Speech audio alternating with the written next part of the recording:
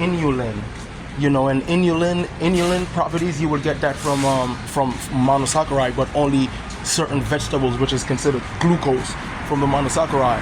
And those inulin properties, gives you what you just said, good bacteria. And what does the good bacteria do? The digestive system and fight off bad bacteria.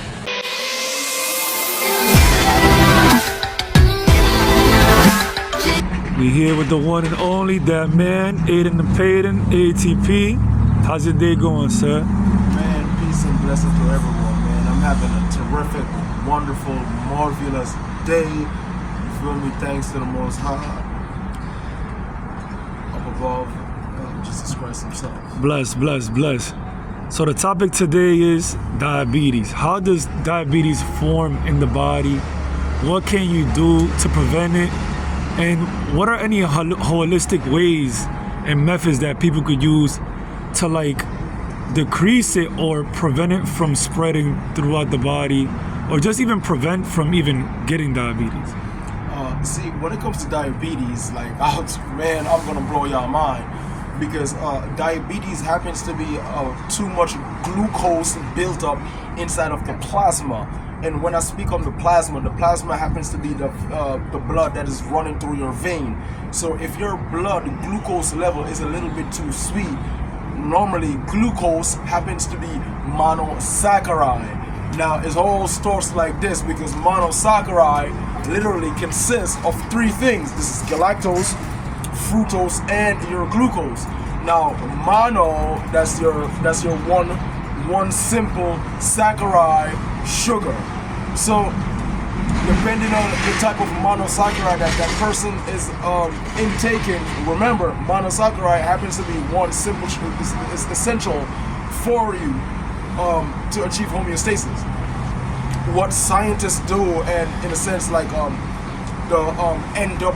NWO, which stands abbreviation for New World Order, they would actually cross-fuse polysaccharide and a disaccharide. See, what a polysaccharide and a disaccharide is, you would get a disaccharide from fusing two properties of the monosaccharide together. Remember, it's only three properties of the monosaccharide that represents or make up monosaccharide. So if you use a galactose and a glucose, those are two particles, you fuse and you make something different. Or you use a glucose and a fructose, you would fuse that and you make, let's say, polysaccharide. So when these people intake on these disaccharide and polysaccharide properties, remember, it all derives from monosaccharide, but now it's actually complex. So the body, when you take something in the GI tract, remember the GI tract starts from the mouth and it goes out through the anal cavity, which happens to be the anus, right? So in order for it to actually go through the anus, it actually has to meet metabolism inside of the gastrointestinal system, and then this hydrochloric acid is going to go for digestion, and then it's going to make its way to the excretory system. But it depends on the type of food that you're taking in your body. Remember, if it's a lot of, let's say, byproducts with high fructose corn syrup, glycerol, let's see, monomer or even polymer, disaccharide, polysaccharide forming properties, those would consider complex.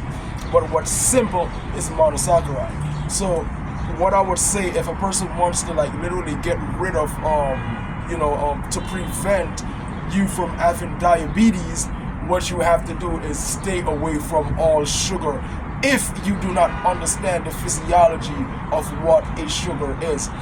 Because if someone may see a table sugar in the supermarket and go buy some sugar, you don't know where that derives from or how did we make that sugar in the first place.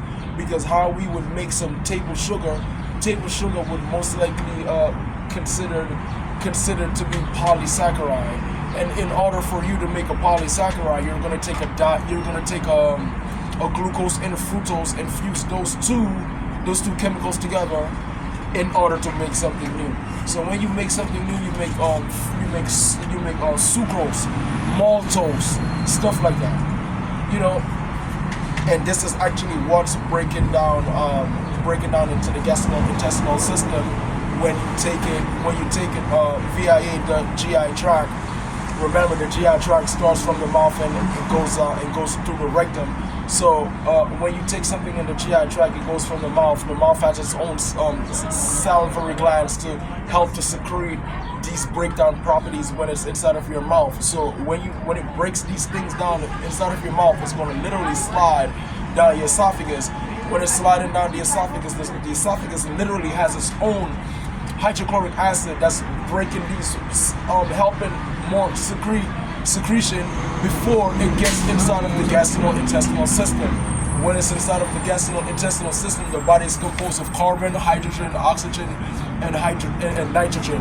So the hydrochloric acid is going to break these food down. When it breaks these food down, it's going to leave the stomach. So now it's like literally in the colon. The colon itself is a part of the large intestine. The large intestine is an extension to the small intestine. The small intestine is actually an extension to this thing that I like to use, the duodenum.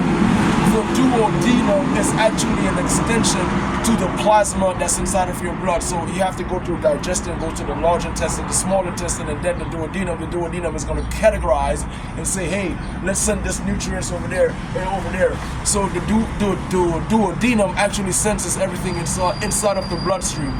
And this is where the pancreas comes in, and the pancreas says, hey, let me help with digestion. And hey, you know what?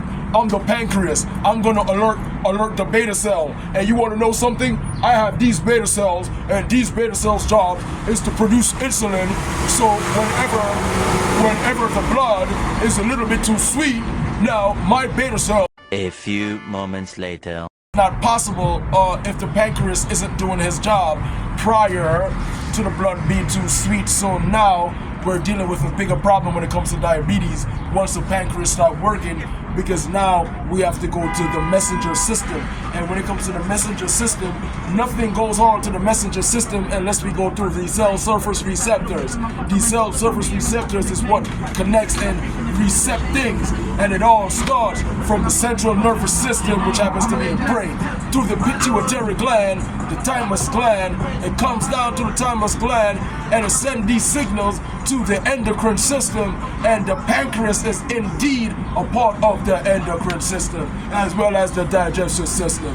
Can I get a yeah, ATP, Aidenthepayden, adenosine triphosphate? Now, what really alleviates diabetes out of the body is your regular milk thistle or your sillybun.